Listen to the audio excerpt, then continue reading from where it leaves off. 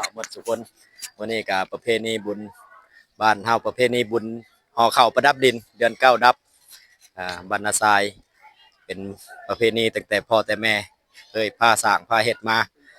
ลูกหลานบ้านเฮาก็พากันลงมาเฮ็ดมาสร้างประเพณีบุญบ้านเฮาใส่บาตรหยาดน้ำวันนี้ก็สิพาเบิ่งงานเนาะต่อเลยไปเบิ่งงานนำกันเลยตลองไรพนันหน้าเอาไปงานในวัดเขาตั้งใจยาเจ้าจูนนั่นเริ่มตูนคือจะเก็บปวดเสื่อที่ทำห้ามในคนไข้ดูทะลุในเมตาคือว่าเจ็บคนเพราะเรามีไข้เป็นตะไคร้นำไปเป็นอยู่ทางข้างนั้นเป็นข้าอยู่ทางใต้นั่นเองตลอดทุกสิ่งทุกอย่างคือทุกท่านให้ได้สมใจหลักกันในแน่ใจเลยเก็บภาพวิดีโอไว้เบิ่งบนบ้านเฮาพี่น้องกัน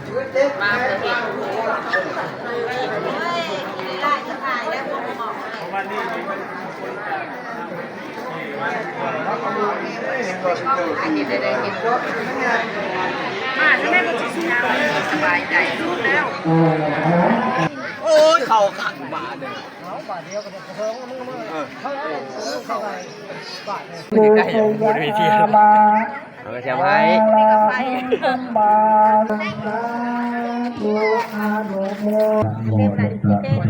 อะระหังสัมมาสัมพุทโธเวสัจารณะสัมปันโนสุขโตโลกวิทูอันเยนโยเยนสุปฏิปันโนภะคะวะโตสาวกสังโฆสุปฏิปันโนภะคะวะโตสาวกสังโฆยายะปฏิปันโนภะคะวะโตปฏิปันโนภะคะวะโตสาวกสังโฆยะติทาจะทาริโยใจมุตานิอาจังวุติ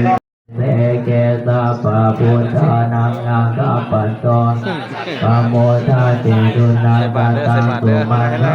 ตุปะปะตังตุโหติตังตุกันโตตุโมตุจะคือโดดนี่ได้เห็นบ่เห็นแบบโดดนี่ได้อย่าว่าได้ทำทรมานเป็นการเราค่อยไปก่อนกำลัง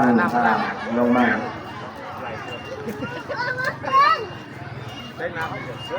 แจ้งแล้วทุกข่าวคำพิจารณาครับผมจะตั้งอยู่อย่างเด็ดขาดเนาะลำบากเลยนะพยายามนะคือขาดจะรับไปเลยเนาะรับไปเลยเลยอยู่ที่มาพ้นพระมดนิดเดียวไม่ได้เว้นคู่แข่งจะมาอยู่ที่คู่แข่งจะมือนี่เจ็บมาลีแล้วเว้ยเห็นได้ภาพ